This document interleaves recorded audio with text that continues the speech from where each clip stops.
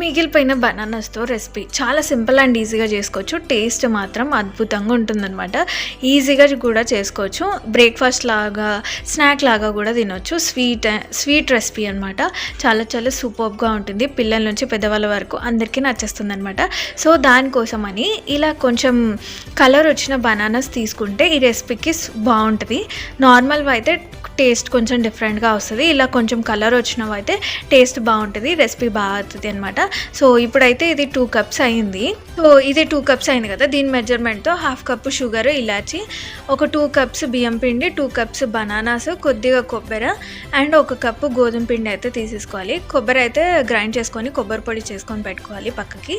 ఇప్పుడు మిక్సీ జార్లోకి షుగర్, ఇలాచీలు అయితే వేసేసుకుంటున్నాను.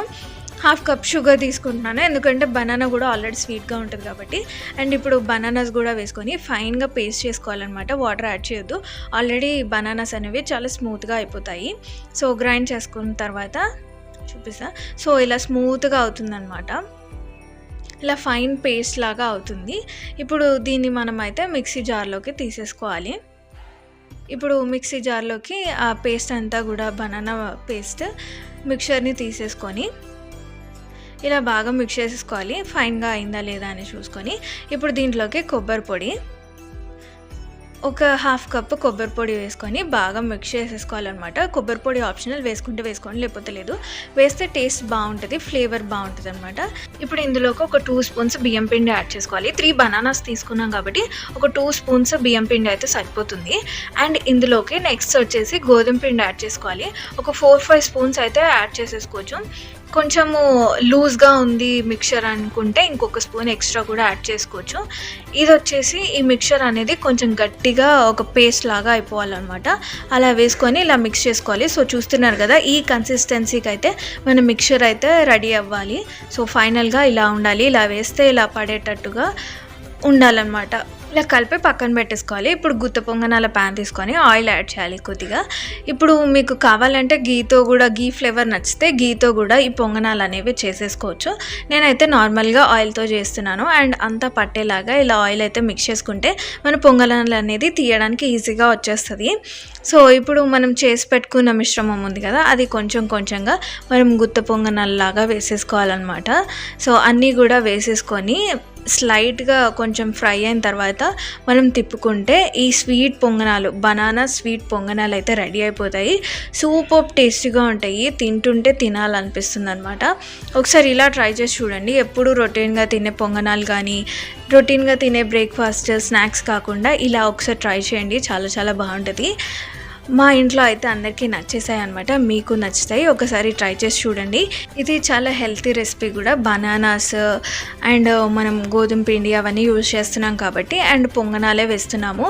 ఎక్కువ ఆయిల్ ఫుడ్ కూడా కాదు, డీప్ ఫ్రై కూడా చేయాల్సిన అవసరం లేదు కాబట్టి చాలా హెల్తీ ఫుడ్. ఒకవేళ మీరు ఇంకా హెల్తీగా కావాలి అనుకుంటే షుగర్కి బదులు బెల్లం కానీ యాడ్ చేసేసుకోవచ్చు, అలా కూడా బాగుంటుంది. అదర్వైజ్ మీరు డైటింగ్లో కానీ ఉంటే షుగర్ కానీ బెల్లం కానీ వాడకుండా బనానాలో ఉండే స్వీట్నెస్ తోటే ఈ పొంగనాలు కూడా చేసుకోవచ్చు. అది కొంచెం లైట్గా స్వీటీగా ఉంటుందన్నమాట, ఇంత స్వీట్గా ఉండదు. సో డైట్లో ఉన్న వాళ్ళు కానీ షుగర్ తక్కువ తినే వాళ్ళు అనుకుంటే అలా చేసుకోవచ్చు, చాలా చాలా బాగుంటుంది. అండ్ గీ ఫ్లేవర్ నచ్చుతుంది ఇలాంటి స్వీట్స్లోకి అనుకుంటే గీతో కూడా చేసుకోవచ్చు. గీతో చేసినా కూడా చాలా బాగుంటుంది. ఒకసారి గీతో కూడా చేసి చూడండి. మేము ఒకసారి గీతో చేసాము, అలా కూడా బాగుంటుంది. ఒకసారి ఇలా చేసుకోండి, ఒకసారి అలా చేసుకోండి. అండ్ ఆయిల్తో చేసినట్టయితే ఫ్లేవర్డ్ ఆయిల్ అయితే వాడకండి, ఎందుకంటే ఆ ఫ్లేవర్ అంతా పొంగనాలకు పట్టేస్తుంది కాబట్టి. నార్మల్లీ రిఫైన్డ్ ఆయిల్ వాడితే చాలా చాలా బాగుంటాయి. సో ఇలా 2 వైపులు ఇలా కాల్ చేసుకొని ఇంకా తీసేసుకోవడమే. సో ఇవి చాలా బాగా వస్తాయి అండ్ చాలా క్విక్గా కూడా అయిపోతాయి.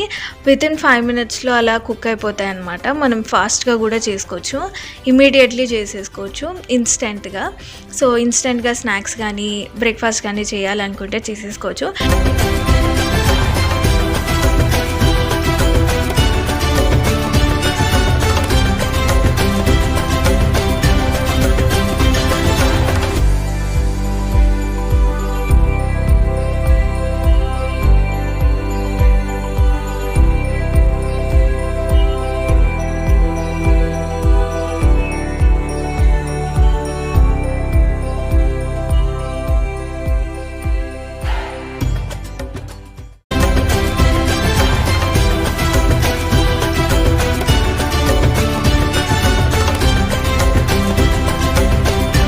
రెసిపీ కనుక నచ్చినట్టయితే లైక్ చేయండి, షేర్ చేయండి అని తప్పకుండా సబ్స్క్రైబ్ చేసుకోండి.